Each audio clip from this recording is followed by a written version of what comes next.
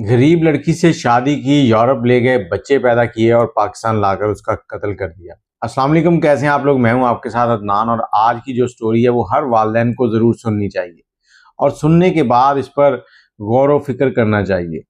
बहुत से ऐसे वालिदैन हैं जो कि यूरोप के रिश्ते देखते हैं और उसके आगे पीछे बैकग्राउंड जांचे बिना ही अपनी बच्चियों को रुखसत कर देते हैं। एक फैमिली जो कि यूरोप में मुकीम है, वहाँ पर नेशनैलिटी होल्डर है और इसी फैमिली का सरबराह जो है वो पाकिस्तान आता है। पाकिस्तान आया तो अपनी फैमिली और अपने दोस्तों से कहता है कि मैं शादी करना चाहता हूँ। अब उसके एक रिलेटिव ने उसको एक रिश्ता दिखाया जो कि फैमिली बहुत ही गरीब थी, लेकिन लड़की बड़ी खूबसूरत थी। उस लड़की को किसी वजह से पहले तलाक हो चुकी थी। अब वो मजबूर थी। जैसे ही इनकी बातचीत चली तो लड़की जो है उसने फ़ौरन हाँ कर दी और लड़की के वालिदैन ने भी हाँ कर दी। लड़की तलाक याफ्ता थी, वो पहले से ही सहारा ढूंढ रही थी। अब जैसे इनकी हाँ हुई उसके बाद चंद दिनों में इन दोनों की शादी होगी और लड़के ने लड़की वालों से कोई भी ऐसी डिमांड नहीं की थी कि वो पूरी ना कर सकते। शादी हुई, शादी के बाद डॉक्यूमेंट बने, डॉक्यूमेंट्स बनने के बाद बहुत ही सादगी के साथ ये निकाह हुआ था। चंद लोग थे और कोई भी जहेज का सामान नहीं लिया गया था, जिससे सारे दोस्त बड़े खुश थे कि यार बड़ा अच्छा काम किया। और उसके बाद डॉक्यूमेंट बने और ये चले गए यूरोप। यूरोप पहुंचे हैं, वहां पर रहने के बाद हर 6 महीने के बाद इसका शौहर जो था उस लड़की को पाकिस्तान घुमाने ले आता। उसको कभी बताया ही नहीं कि मैं किस लिए तुम्हें लेके जाता हूँ।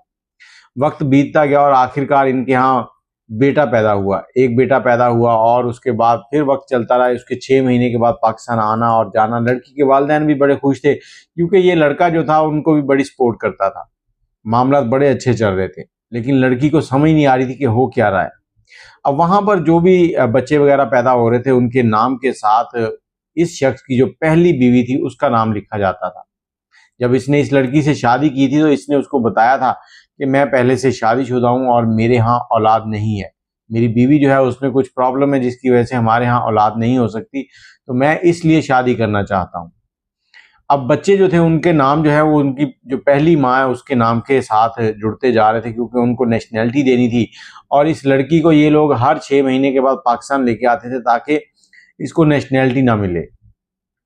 अब 2 बच्चे हो चुके थे और दूसरा बेटा जो था वो 1 साल का और पहला बेटा जो है वो 2.5 साल का हो चुका था। इस लड़के ने पाकिस्तान अपने दोस्तों को फ़ोन किया और उनसे कहा कि मैं इन दोनों बच्चों के हकीके करना चाहता हूँ। चंद दिनों तक मैंने आना है और आप लोग बंदोबस्त करके रखना। अब पाकिस्तान इन्होंने अपने फैमिली में पैसे वगैरह भेज दिए, उन्होंने जो भी इंतजाम थे सब कर लिए और ये पूरी की पूरी फैमिली जो है 2 बीवियां 2 बच्चे और ये शौहर सारे पाकिस्तान आते हैं।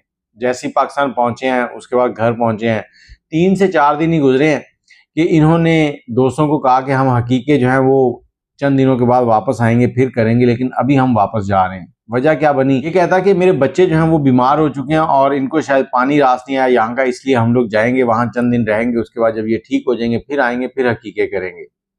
अब ये लोग वापस चले जाते हैं और दूसरी तरफ जो गरीब लड़की थी उसके वालिदैन जो थे वो बड़े परेशान हुए कि हमारी बेटी आई है, हमसे मिला भी नहीं और चली भी गई है, उसने हमें बताया ही नहीं। अब यहाँ उनको तशवीश चल रही थी। वो कई बार फ़ोन करते, लेकिन जैसे ही वो फ़ोन करते कभी बच्चों को फ़ोन थमा दिया जाता, कभी दूसरी बेगम को, कभी शौहर उसका। तो इस तरह से मामला चल रहे थे। आखिरकार एक दिन उसके शौहर से उसके ससुर ने पूछ ही लिया कि आप हमारी बेटी से बात क्यों नहीं करवाते। अब शौहर आगे से कहता कि मैं आपकी बेटी से बात किस मुंह से करवाऊं, आपकी बेटी ने काम ही ऐसा किया है। कहते क्या हुआ, कहता जैसे ही मैं यहाँ पर आया हूँ, हम लोग पाकिस्तान से बच्चे बीमार थे, तो यहाँ पर आने के बाद उसने हमारे घर से जो भी कीमती सामान था वो उठाया और अपने एक आशिक के साथ भाग गई है। माँ बाप के ऊपर एक बिजली गिरी, माँ बाप बड़े परेशान हुए। माँ बाप जो थे उनके जहन में कुछ ना कुछ ऐसी चीजें आ रही थी कि वो सोच रहे थे कि क्या हुआ क्या है। इसी दौरान उन्होंने जो टैक्सी वाला था वो उस गांव का था, उससे पूछा कि फलां तारीख को तुम ये तस्वीरें दिखाई हैं, इन लोगों को एयरपोर्ट पर लेके गए थे। उसने कहा जी यहाँ से मैं जब घर से निकला हूँ तो फिर मैं उनको लेकर जरूर गया हूँ, लेकिन रास्ते में जाकर मेरी टैक्सी उन्होंने छोड़ दी थी, किसी और टैक्सी में बैठ गए थे। उन्होंने कहा था कि यहाँ से हम दूसरी टैक्सी में जाएंगे, आप वापस चले जाएं। तो मैं वापस आ गया था। अब उस एरिया के जाके कैमरे शैमरे देखे गए तो वहां से देखा गया कि ये सारी फैमिली जो है ना एक और टैक्सी में बैठती है। अब और टैक्सी में बैठने के बाद आगे वो टैक्सी किस तरफ जाती है कुछ ज़्यादा नहीं पता चला और ये सीधे पहुंच गए एयरपोर्ट पर। एयरपोर्ट पर ये खुद से ही कुछ पूछगछ कर रहे हैं कुछ जानने वालों की तवज्जो से कि फलां तारीख को ये लोग जो हैं फलां फ्लाइट में सफ़र करके गए हैं या नहीं। तो वहां से पता चला कि लड़की जो है वो पाकिस्तान तो आई थी लेकिन पाकिस्तान से वापस नहीं गई।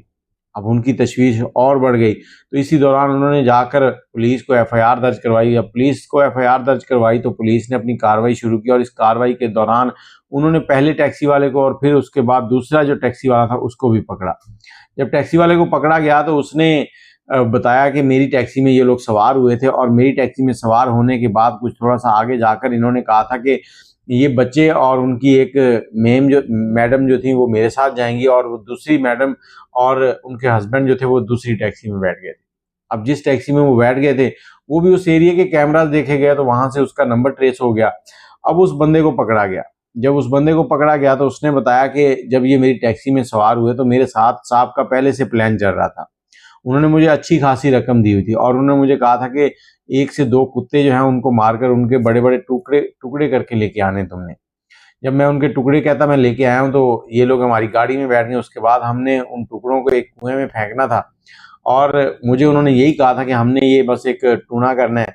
लेकिन जब वहां पहुंचे तो उन्होंने अपनी साथ जो मैडम थी उनको कुछ खाने को दिया। जैसे उसने खाया तो वो बेहोश हो गई है। उसके बाद उन्होंने उसका गला दबाकर उसको मार दिया और मुझे उन्होंने कहा कि जो तुम्हें पैसे मैंने देने थे उससे कई गुना ज्यादा पैसे ले लो और इसके भी टुकड़े करो और इस कुएं के अंदर डाल दो। अब कुएं के अंदर कुत्ते के और उस औरत के टुकड़े इसलिए डालेंगे ताकि अगर कोई इस कुएं को छेड़े भी तो पता चले ये कुत्ता मरा हुआ है। उन्होंने फुल इंतजाम किया था।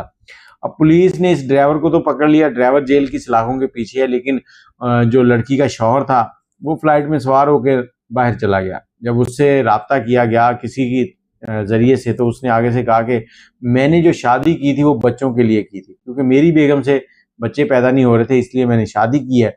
अब मेरे बच्चे हो गए थे तो मैंने सोचा कि इसको पाकिस्तान जाकर अपने रास्ते से हटाता हूँ। लेकिन जैसे ही हम पाकिस्तान पहुंचे हमारा हकीके करने के बाद का प्लान था लेकिन इसने पहले से ही शोर शराबा डालना शुरू कर दिया। इसको कहीं से शक पड़ चुका था कि मैं इसे वापस नहीं लेके जाने वाला। तो ये कह रही थी कि मेरे बच्चे भी मुझे दो। अब हमने इसको कत्ल किया और वहां पर फेंक दिया। बच्चे अब उसने दूसरी पहली बीवी जो थी उसके नाम से रजिस्टर करवाए थे कि बच्चों के नाम पर जो वालदा और वालद थे वो पहली बीवी थे।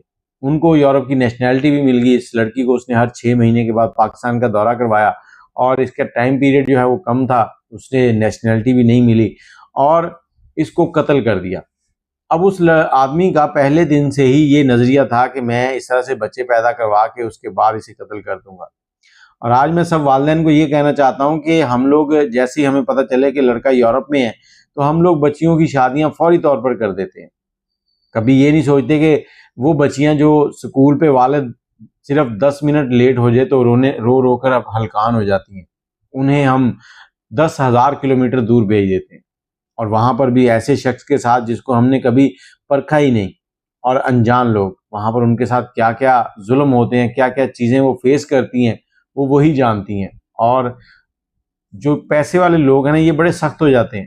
तो इसलिए कोशिश किया करें अपने बच्चों की शादी करते वक्त हर चीज को अच्छे से जांच पड़ताल लिया करें ताकि बाद में इस तरह के मसाइल ना हो। ये एक स्टोरी थी जो कि इस वक्त चल रही है और ड्राइवर पकड़ा गया है। जो असल कातिल है वो बाहर बैठा है। अब उसका कैसे पहुंचा जाएगा ये आने वाला वक्त बताएगा। लेकिन फिलहाल के लिए वालिदैन के लिए यही मशवरा है कि बच्चियों को जहन्नुम में ना धकेलें। कोशिश करें उनकी ज़िंदगी जो है वो खूबसूरत गुजरे। दुआ में याद रखिएगा। अल्लाह हाफिज़।